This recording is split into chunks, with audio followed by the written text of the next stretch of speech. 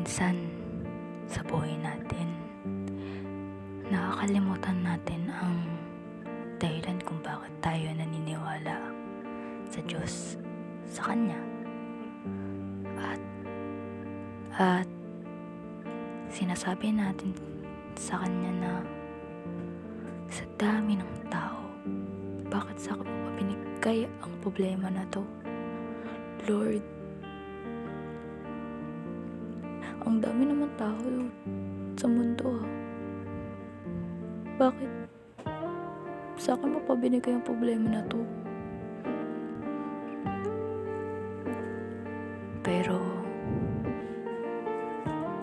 ang gusto lang naman ng Diyos ay matuto tayo sa buhay natin na binigay niya at maging payapa ang mga nabubuhay sa mundo. Isa rin yun sa gusto natin, di ba?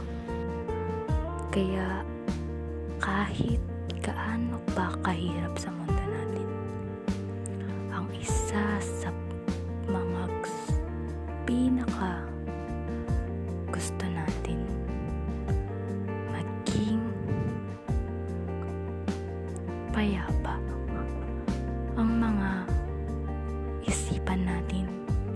Gayon na rin ang mundo kung saan tayo nabubuhay.